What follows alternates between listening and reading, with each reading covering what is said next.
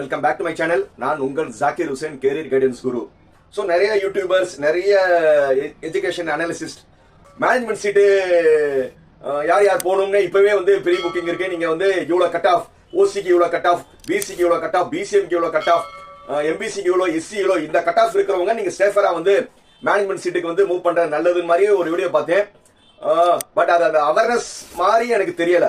But அவருடைய intention வந்து இவ்வளவு கட் ஆஃப்ல வந்து இந்த காலேஜ் வரும்னு சொல்றாங்க. எனக்கு என்னன்னு புரியல.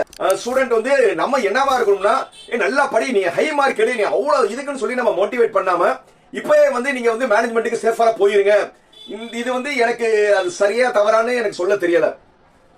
அதே மாதிரி வந்து அந்த கட் ஆஃப்ல அந்த அனாலிசிஸ்ல வந்து டாப் 50 காலேஜ், டாப் 100 காலேஜ், இந்த டாப் 50 காலேஜ்க்குள்ள வந்து நீங்க சேர்ந்துட்டீங்க, உங்க லைஃப் செட்டில் ஆயிரும், அதுக்குள்ள வந்து நீங்க போகணும்னு சொல்லி நிறைய யூடியூபர்ஸ் எல்லாமே சொல்லிட்டு இருக்காங்க. ஏன்னா நான் ஒரு காலேஜோட ப்ரொஃபசர், எனக்கு தெரியும் ஒரு காலேஜ்ல வந்து அட்மிஷன் ப்ராசஸ் என்ன, ஒரு காலேஜோட ஸ்டாண்டர்ட் என்ன, நாக்னா என்ன, என்பிஏனா என்ன, என்ஐஆர்எஃப்னா என்ன, போக ரிசர்ச் இருந்தா என்ன, ஸோ இது எல்லாமே தெரியும். பட் அது எல்லாமே தெரிஞ்சாலும் வந்து டாப் 50 காலேஜ் தான் 50 காலேஜ். நீங்க வந்து டாப் 50 காலேஜ்னா என்ன பேசிஸ்ல வந்து நீங்க எடுக்கிறீங்க? ஏன்னா ஆப்வியஸ்லி வந்து எல்லாத்துக்கும் ஒரு இது தெரிஞ்சுக்கோங்க. ஒரு நாக் வாங்கணும்னா வந்து அந்த காலேஜ்ல வந்து 2 காலேஜ் ஆரம்பிச்சு 6 வருஷம் அப்படின்னா என்னன்னா, அந்த காலேஜ்ல இருந்து 2 பேர் வந்து பாஸ் அவுட் ஆயிருக்கணும். ஒருத்தவங்க ஃபர்ஸ்ட் இயர்ல சேர்றாங்க, 4 வருஷம் படிக்கிறாங்க, அந்த மாதிரி வந்து 2 பேட்ச் வெளியில வந்த பிறகுதான் அவங்க நாக்குக்கே அப்ளை பண்ண முடியும். ஸோ நாக்குக்கே அப்ளை பண்ணா 6வது வருஷம் தான் அப்ளை பண்ண முடியும், 7வது வருஷத்துக்கு அப்புறம் தான் வரும். அதே மாதிரி வந்து இது காலேஜோட ஸ்டாண்டர்ட். அதே மாதிரி என்பிஏ பார்க்கணும்னு சொல்லுவாங்க. ஆப்வியஸ்லி எம்பிஏ வந்து ஒவ்வொரு டிபார்ட்மெண்டோட ஸ்டாண்டர்ட். ஸோ ஒவ்வொரு டிபார்ட்மெண்டோட ஸ்டாண்டர்ட் பத்தி பண்றதா என்னது என்பிஏ. இப்போ எல்லாருமே வந்து மோகமா சுத்திட்டு இருக்கீங்களே, ஏஐடிஎஸ் இருக்கிற டிமாண்ட். உங்க ஃபியூச்சர் வந்து ஏஐடிஎஸ் படிங்க, ஐடி படிங்க, சைபர் செக்யூரிட்டி படிங்க, இந்த மாதிரி AIDS, cyber security, supply chain management சொல்றீங்களே, அந்த பிரான்ச்சுக்கு முதல்ல வந்து என்பிஏ இருக்குமா? முதல்ல அதை யோசிங்க. ஆனா வந்து நீங்க எந்த காலேஜ் போனாலும் இப்பதான் வந்து ஒரு பேட்ச் வெளியில வந்திருக்காங்க, இந்த பேட்ச் வெளியில வரணும். அப்படி இருந்தாதான் என்ன செய்ய முடியும்? என்பிஏக்கு அப்ளை பண்ண முடியும். ஸோ அப்ப வந்து இப்போ எல்லாருமே விரும்புற AIDS, cyber security, blockchain management, இந்த மாதிரி பிரான்ச்லாம் வந்து என்பிஏ இருக்குமா? எல்லாருமே நீங்க தானே சொல்றீங்க. ஒரு காலேஜ், ஒரு பிரான்ச் இருக்கணும்னா நாக்ல இருக்கணும், என்பிஏ டிபார்ட்மெண்ட் இருக்கணும். ஏஐடிஎஸ் என்பிஏ இருக்குமா? சைபர் செக்யூரிட்டி என்பிஏ இருக்குமா? பிளாக் செயின் மேனேஜ்மெண்ட் இருக்குமா? விஎல்எல்சி எலக்ட்ரானிக்ஸ் இருக்குமா? எதுவுமே இருக்காது. பட் அந்த பிரான்ச்லாம் வந்து மக்கள் விரும்பி போறாங்கல்ல, அதே பிரான்ச் தான் எல்லாருமே ப்ரொமோஷனும் பண்ணிட்டு இருக்கோம்ல, ரைட்? என்ஐஆர்எஃப் நிறைய பேர் என்ன சொல்றாங்க, ஒரு காலேஜோட ஸ்டாண்டர்ட் வந்து என்ஐஆர்எஃப் பேஸ் பண்ணி தான் இருக்கணும், என்ஐஆர்எஃப் இருக்காத நல்ல காலேஜ்னு. சார் என்ஐஆர்எஃப் வந்து அது ஒரு இது கிடையாது. தமிழ்நாட்டில் இருக்கிற காலேஜ்ல வந்து அவங்க அப்ளை பண்ணா அந்த அப்ளை பண்றவங்க வந்து அவங்க வந்து எவாலுவேஷன் பண்ணுவாங்க. அதுவும் வந்து எப்படி பண்றாங்கன்னு காட் ஒன்லி நோஸ். இப்போ 425 காலேஜ் வந்து தமிழ்நாட்டில் இருக்கு. எல்லா காலேஜுமே வந்து அப்ளை பண்ணுவாங்களா? எல்லா காலேஜுமே அப்ளை பண்ணிருக்க வாய்ப்பு இருக்கா? வாய்ப்பே கிடையாது. ஒரு 30 காலேஜ், 40 காலேஜ் அப்ளை பண்றாங்கன்னா அந்த 30-40 காலேஜ் மட்டும் தான் இதா. ஏன் பன்னாரியம்மன் ஒரு காலேஜ், பிர்லா இன்ஸ்டியூட் சொல்லி நார்த்ல, இவங்கலாம் வந்து என்ஐஆர்எஃப் அப்ளையே பண்ணல. ஏன் அதெல்லாம் நல்ல காலேஜ் கிடையாதா? இன்னும் எத்தனையோ நல்ல காலேஜஸ் இருக்கு. ஸோ ஒரு காலேஜை வந்து ரெகக்னைஸ் பண்றதுக்கு என்ஐஆர்எஃப் வந்து யாராவது அப்ளை பண்ணுவாங்க. அப்ளை பண்ணிட்டு முதல் 100க்குள்ள வந்து இந்தியா லெவல்ல பண்ணீங்கன்னா அந்த நம்பர் வரும். நீங்க 51வது இடத்துல இருக்கீங்க, 78வது இடத்துல இருந்து நீங்க 100க்கு மேல போனீங்கன்னா பேட்ச் தான். 100 to 200க்குள்ள ஒரு செட்டு, 200 to 300 ஒரு செட்டு. அதுல வந்து அவன் 201வது இடத்துல இருக்கானா, 299 கிடையாது, இந்த பேட்ச் அவ்வளவுதான். சோ என்ஐஆர்எஃப் வந்து ஏன்னா அவங்க என்ன நம்ம கொடுக்குறோமோ அதை எவாலுவேட் பண்றதுதான். சோ இத வந்து இது ஒண்ணுதான் கிடையாது. அது என்ஐஆர்எஃப் வந்து நான் தப்புன்னு சொல்லல. என்ஐஆர்எஃப் இருக்கிற காலேஜ் நல்ல காலேஜ்லாம் வந்து என்னால ஏத்துக்கிற முடியாது, ரைட்? அதே மாதிரி எல்லாருமே வந்து அட்டானமஸ் காலேஜ் சொல்லிட்டு இருக்கீங்க, நல்ல விஷயம் தான். அட்டானமஸ் காலேஜ்லாம் முதல்ல வந்து 10 வருஷம் அந்த காலேஜ் முடிஞ்சதான் அவங்க என்ன செய்ய முடியும், அட்டானமஸ்க்கே அப்ளை பண்ண முடியும். 10 வருஷத்துக்கு கீழே எத்தனையோ புதுசா ஆரம்பிச்ச காலேஜ் நல்ல நேம்ல இருக்காங்க, அவங்களும் அட்டானமஸ் வாங்கல. சோ அந்த காலேஜ்லாம் வந்து மோசமான காலேஜ்களா?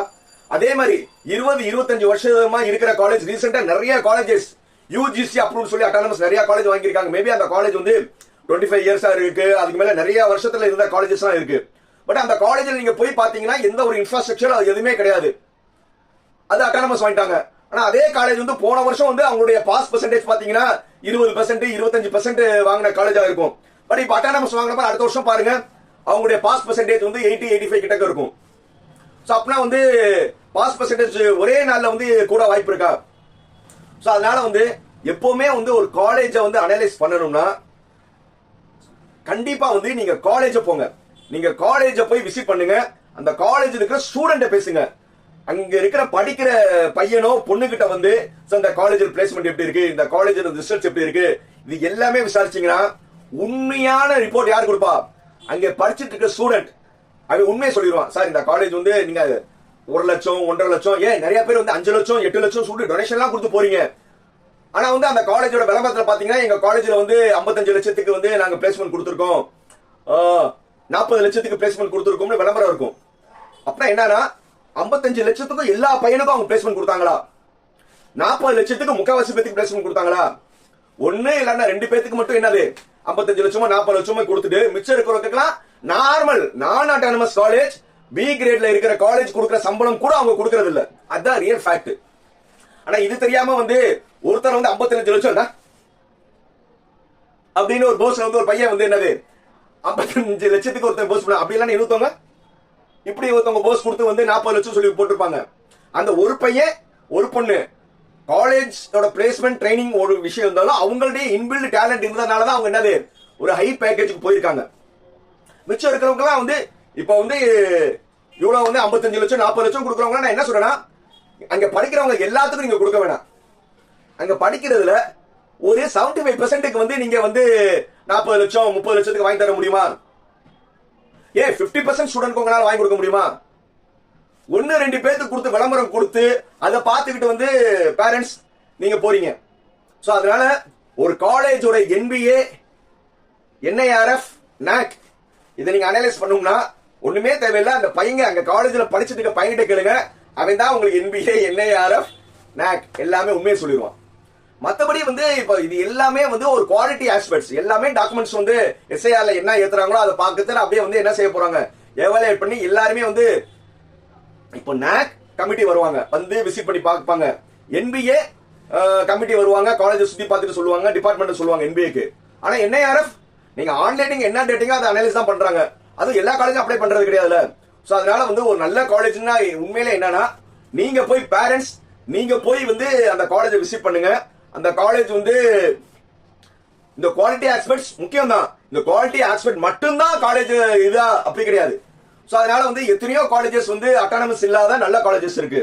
அதே மாதிரி எத்தனையோ நிறைய காலேஜ் வந்து அட்டானமஸ் வாங்கி ரொம்ப மோசமான லெவல்லயும் இருக்கு. சோ அதனால பேரண்ட்ஸ் அண்ட் ஸ்டூடெண்ட் நீங்க நேர்ல போங்க, காலேஜை விசிட் பண்ணுங்க. அங்க இருக்கிற ஃபேக்கல்டி கிட்ட பேசாதீங்க, அங்க இருக்கிற ஸ்டூடெண்ட் கேளுங்க, அவங்க தான் உண்மையான ரிப்போர்ட் கொடுப்பாங்க. இன்கேஸ் பாஸ் அவுட் ஸ்டூடெண்டா இருந்தீங்கன்னா ரொம்ப நல்லது. ஹாவி பிளேஸ்மெண்டோட உண்மையை புட்டுன்னு வச்சிருவான். சோ அதனால மேனேஜ்மெண்ட்டுக்கு நீங்க சீட் எடுக்கணும்னு இருந்தீங்கன்னா முதல்ல காலேஜ ஒண்ணுக்கு ஒரு காலேஜ் மட்டும் பார்க்காதீங்க, ஒரு 7-8 காலேஜ் வந்து விசிட் பண்ணுங்க. விசிட் பண்ணி உங்க பையனை வந்து முதல்ல வந்து போர்டு எக்ஸாமினேஷன்ல மார்க் அவ்வளவு கட் ஆஃப் எடுக்க சொல்லுங்க.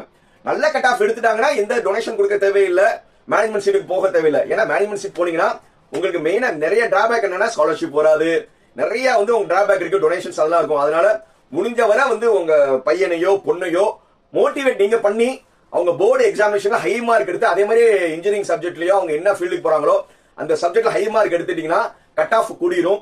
அவங்களுக்கு வந்து கவுன்சிலிங்லேயே வந்து நிறைய கிடைச்சிரும். ஸோ அதனால வந்து காசு இருக்கிறவங்க பத்தி நான் சொல்லவே இல்லை. ஏன்னா காசு இருக்கிறவங்களுக்கு அந்த காசை என்ன பண்ண தெரியல.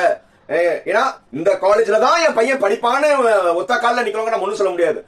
தமிழ்நாட்டில் 425 காலேஜ் இருக்கு. அந்த ஒத்த காலேஜ் மட்டும் தான் காலேஜ் கிடையாது, நிறைய காலேஜ் இருக்கு. கொஞ்சம் ரேங்கிங்ல வந்து நீங்க டாப் 50 காலேஜ் கிடையாது, நீங்க டாப் 100 காலேஜ் நீங்க எடுத்தாலும் பெரிய பெரிய காலேஜ் வந்து 100 லிஸ்ட்லயே வராம 105 110 நிறைய காலேஜஸ் எல்லாம் இருப்பாங்க. சோ அது வந்து ரேங்க் எப்படி கொடுக்குறாங்கன்னா என்ன ஆஸ்பெக்ட்ஸ் ஒவ்வொருத்தவங்க. நான் ரவுண்ட் 1 அட்மிஷன் வச்சு மட்டும் என்னோட காலேஜ் ரேங்க் சொல்ல முடியும், ஓவரால் அட்மிஷன் வச்சு என்னால சொல்ல முடியும், ரவுண்ட் 3 வரை அட்மிஷன் ஆனது வச்சு சொல்ல முடியும். சோ வந்து ஒவ்வொரு யூடியூபர் ஒவ்வொருத்தவங்களும் வந்து அவங்களுடைய ஸ்டாட்டிஸ்டிக்ஸ் வந்து டிஃபர் ஆகும். அதே மாதிரி வந்து நிறைய விஷயங்கள் இருக்கு. ஒரு சிலவங்க என்ன சொல்லுவாங்க, பிளேஸ்மெண்ட் கொடுக்கறது தான் வந்து டாப் காலேஜ் சொல்லி அனாலிசிஸ் பண்ணலாம். ஒரு சிலவங்க ஃபீஸ் கம்மியா இருக்கிறதா நல்ல காலேஜ் சொல்லி அனாலிசிஸ் பண்ணலாம். சோ அனாலிசிஸ் வந்து எப்படி வேணுமா பண்ணலாம். ஆனா உண்மையான அனாலிசிஸ் வந்து பேரண்ட்ஸ் அண்ட் ஸ்டூடெண்ட் நீங்க தான் பண்ணணும். காலேஜை விசிட் பண்ணுங்க. அந்த ஒரு காலேஜ் மட்டும் கிடையாது, எக்ஸாம் போர்டு எக்ஸாம் முடிச்ச பிறகு ரிசல்ட் வர நிறைய காலேஜ் விசிட் பண்ணுங்க. அதுக்கப்புறம் வந்து உங்க லைஃப் வந்து நீங்க தான் டிசைட் பண்ணணும். என்னைய மாதிரி யூடியூபர் டிசைட் பண்ணக்கூடாது. ஏன்னா மேபி இன்னைக்கு சார் என்ன சார் இப்படிலாம் பேசுறீங்க, நாளைக்கு எனக்கு யாராவது கொடுத்தாங்கன்னா அந்த காலேஜ் நல்ல காலேஜ் சொல்றது கூட எனக்கு வாய்ப்பு இருக்கு. பணம் புத்தியை மறைக்கும், மனசை கேட்காது. காசு கொடுத்தா என்னது மண்ணையும் பொண்ணுன்னு சொல்றதுக்கான காலம் தான் இது. சோ அதனால நீங்க தான் இது மண்ணா பொண்ணான்னு ஸ்டூடெண்ட்ஸ் அண்ட் பேரண்ட்ஸ் நீங்களே ஜட்ஜ் பண்ணுங்க. வீடியோ பிடிச்சிருந்துச்சுன்னா என்ன செய்யணும்? Like, comment, share, subscribe. இந்த வீடியோ வந்து உங்களுடைய நிறைய ஃப்ரெண்ட்ஸ், உங்க ரிலேட்டிவ்ஸ் யார் யார் +2 படிச்சுட்டு இருக்காங்களோ அவங்க எல்லாத்துக்கும் ஷேர் பண்ணுங்க. It's maybe it's awareness video.